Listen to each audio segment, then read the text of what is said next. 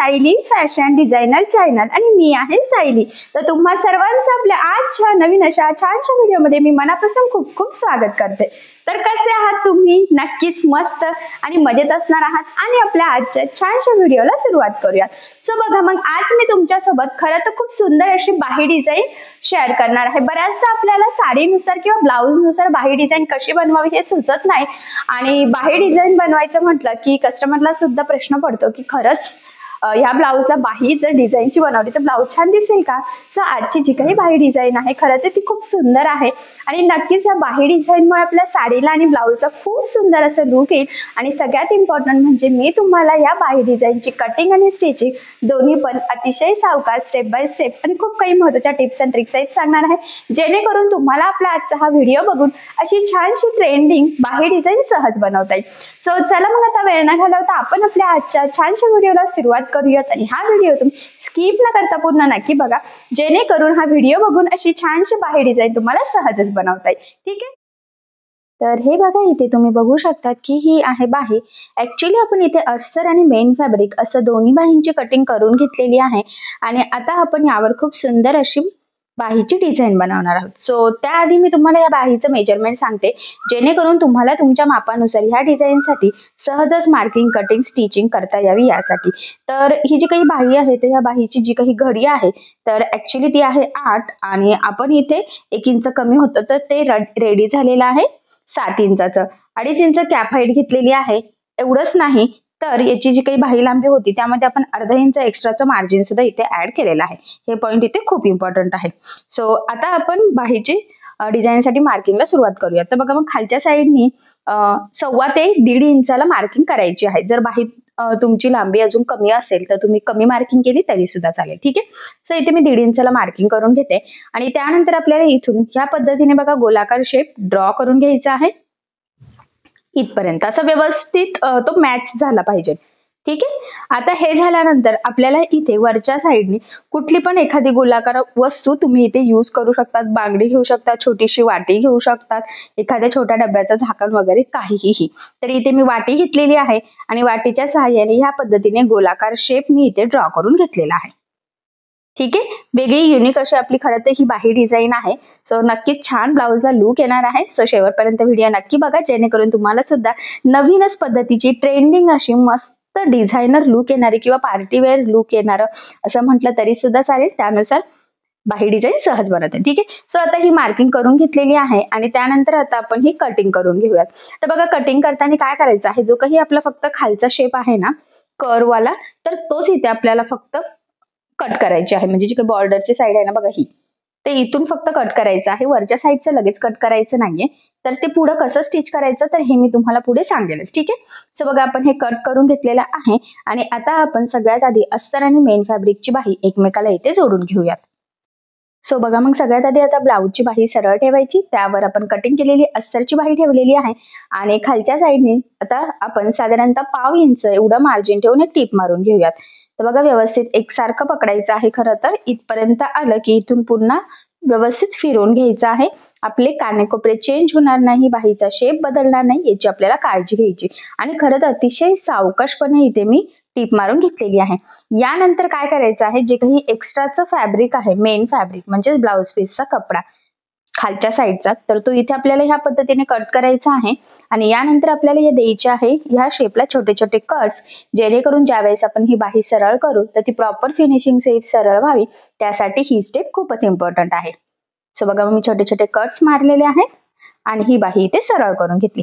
आता ही सरळ केल्यानंतर खालच्या साईडला द्यायची आहे आपल्याला दापटीप।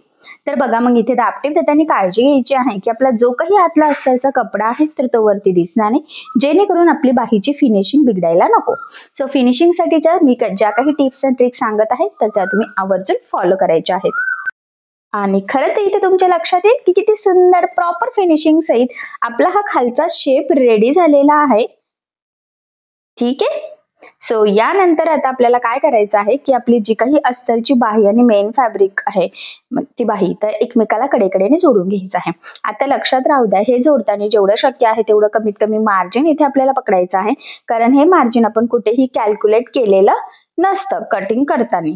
त्याचबरोबर गोळा होणार नाही, तिरकं वगैरे जाणार नाही. तर या छोट्या मोठ्या गोष्टींची सुद्धा काळजी घ्यायची. प्रॉपर फिनिशिंग सहित जोडून झाल्यानंतर हे जे काही एक्स्ट्राचं मेन फॅब्रिक आहे तर ते कट करून परफेक्ट मापाची बाही आपल्याला इथे रेडी करायची आहे. कारण तुम्हाला सगळ्यांनाच माहित आहे अस्तरवर आपण परफेक्ट कटिंग करत असतो, पण ब्लाऊज पीसचा कपडा आपण थोडासा एक्स्ट्राचं मार्जिन ठेवून कट करतो. सो खरं तर त्यासाठीच आपल्याला सगळ्यात आधी पुढची डिझाईन बनवण्याच्या आधी हे परफेक्ट असं अस्तर आणि मेन फॅब्रिक जोडून रेडी करून घ्यायचं. ठीक आहे. सो आता हा पार्ट तर आपला इथे रेडी झालेला आहे. सो सध्या मी हा साईडला ठेवते आणि याला मॅचिंग असा प्लेन कपडा घेतलेला आहे आता डिझाईनसाठी. खरं तर तुम्ही ब्लाऊज पीसचा कपडा ब्रॉकेट टाईप आहे तो यूज केला तरी सुद्धा चालेल, पण मेन म्हणजे प्लेन कपड्याचा थोडासा यूज केला किंवा साडीचा कॉन्ट्रास्ट कपडा जरी यूज केला तरी याला छान असं लुक येईल. पण मी सेम मॅचिंगच घेतलेला आहे कारण की साडी आणि ब्लाऊज सेम कलरचा आहे. आणि मग मी छोटासा पाव मीटर असा कपडा तुम्हाला खरं तर कुठेही अवेलेबल मिळेलच. साडी घेऊन गेली का मॅचिंग प्लेन कपडा मिळतो.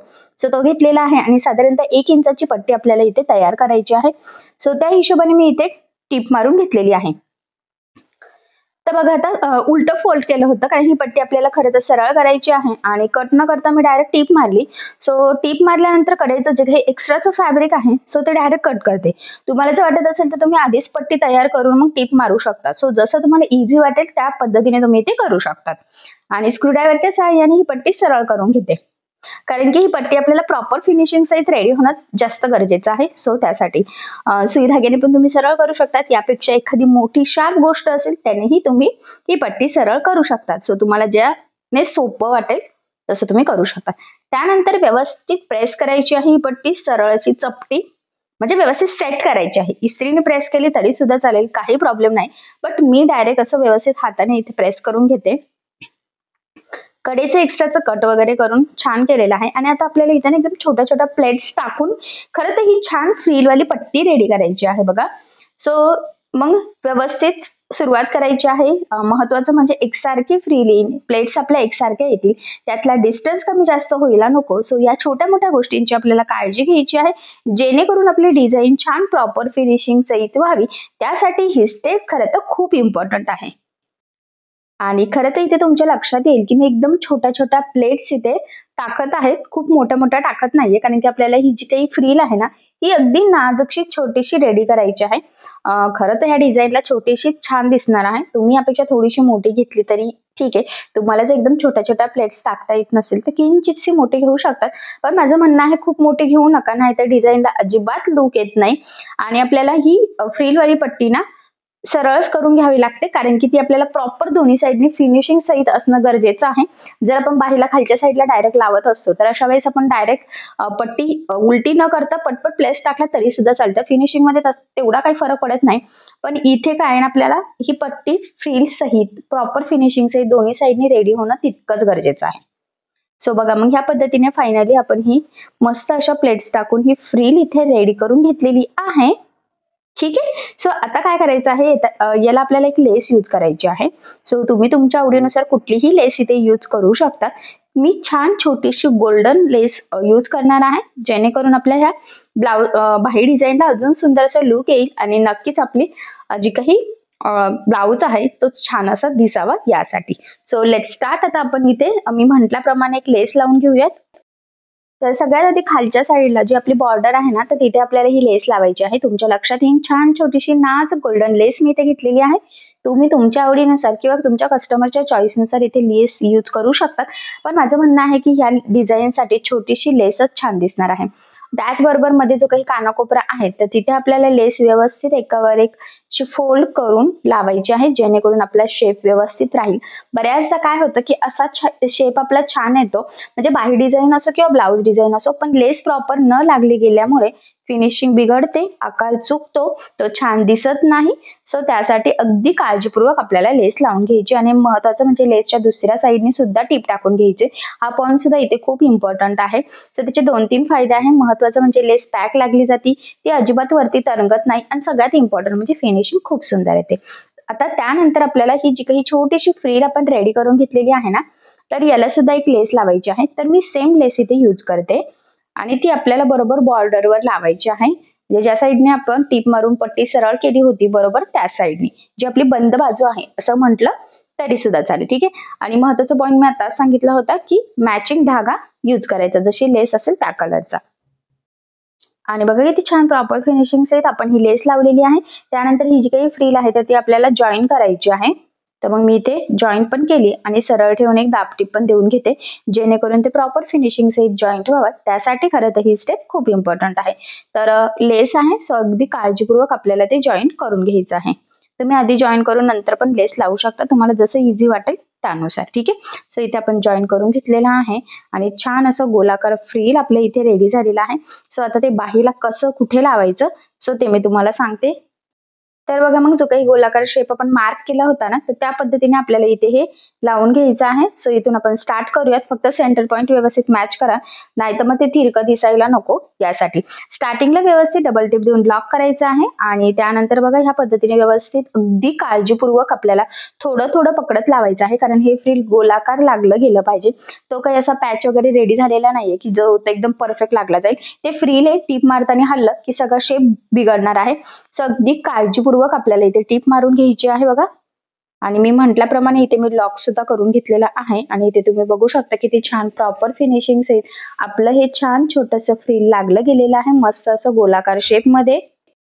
आणि इम्पॉर्टंट म्हणजे मी जसं सांगितलं की स्टार्टिंगला एंडिंगला व्यवस्थित डबल टिप देऊन लॉक करायचं आहे, जेणेकरून तिथून शिलाई निघायला नको. जर तिथून शिलाई निघली तर पूर्ण लगेच उसळून जाईल आणि सगळं लवकरात लवकर बाही ही आपली खराब होईल. सो त्यासाठी अगदी काळजीपूर्वक आपल्याला लावायचं आहे. तसं तर सेंटर पासून दोन्ही साईडने आपण व्यवस्थित मोजून जे मार्क केलं होतं बरोबर त्याच शेपवर इथे ते गोलाकार फ्रिल छान लावलेला आहे आणि खरं तर मस्त असं लुक आलेला आहे. त्यानंतर आता मॅचिंग धागा होऊन घ्यायचा. 4 पदरी घेतला तरी चालेल किंवा डबल फोल्ड घेतला तरी चालेल. आणि त्यामध्ये मी हे मोठे मोठे मणी होऊन घेते. तुम्ही इथे छोटे घेतले तरी सुद्धा चालेल किंवा मोठे घेतले तरी चालेल, तुमच्याकडे कसे अवेलेबल आहेत त्यावरती डिपेंड आहे. पण मी बऱ्यापैकी इथे मोठेच घेतलेले आहे आणि मण्यांची साईज कशी आहे त्यावर डिपेंड आहे की ते आपल्याला किती ओवायचे आहे. ठीक आहे. सो मी इथे फायनली किती 6 ओवून घेतलेले आहे आय थिंक आणि व्यवस्थित इथे पॅक करून घेतले बघा. तर याला पण व्यवस्थित गाठ देऊन ते व्यवस्थित पॅक करायचे आहे, कारण ते पण निघायला नको, कारण की त्यावर सुद्धा आपलं छान असं बाहीचं लुक खरं तर डिपेंड आहे. सो त्यासाठी आणि फायनली आपण ते लावून घेतलेलं आहे परफेक्ट असं. आणि तुम्हाला मी दाखवते की बाही कशी दिसते कशी नाही ते.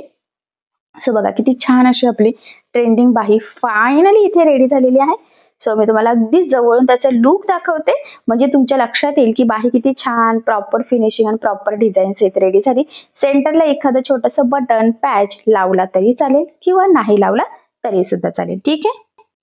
सो बघा मग फायनली खूप छान लेटेस्ट ट्रेंडिंग लुक मधली नवीनच पद्धतीची आपली इथे बाही डिझाईन तयार झालेली आहे. मला असं वाटतं अशी छानशी ट्रेंडिंग न्यू लुक मधली बाही डिझाईन तुम्ही अजून कुठे बघितली सुद्धा नसेल आणि नक्कीच ह्या बाही डिझाईनमुळे आपल्या साडीला ब्लाउजला खूप सुंदर असं लुक येईल. खरं त्याचा कलर सुद्धा खूप छान आहे, त्यामुळे ही बाही डिझाईन अजून उठून सुद्धा दिसते. एवढंच नाही तर मी म्हटल्याप्रमाणे तुम्ही पार्टीवेअर ब्लाउज असेल, तुमची पार्टीवेअर साडी असेल तर त्यावर सुद्धा अशी बाही डिझाईन बनवू शकतात किंवा कुठल्याही याच्यावर सुद्धा बनवू शकतात. आणि मोस्टली आपल्याला छोट्या बाहीवर कशी डिझाईन बनवावी ही सुचत नाही, तशी छानशी ट्रेंडिंग न्यू लुक मधली बाही डिझाईन तुम्ही नक्की ट्राय करा. असंही मी तुम्हाला अगदी सोप्या पद्धतीने सांगण्याचा प्रयत्न केलेला आहे. आय होप सो तुम्हाला ही डिझाईन आवडली असेल आणि अशा छानशा लेटेस्ट ट्रेंडिंग न्यू बाही डिझाईनची आयडिया तुम्ही तुमच्या कस्टमरला सुद्धा नक्कीच द्या.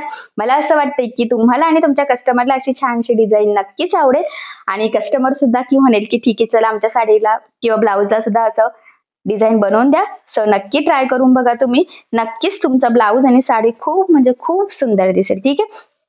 आणि मी म्हटल्याप्रमाणे ही नवीनच डिझाईन आहे खरं तर.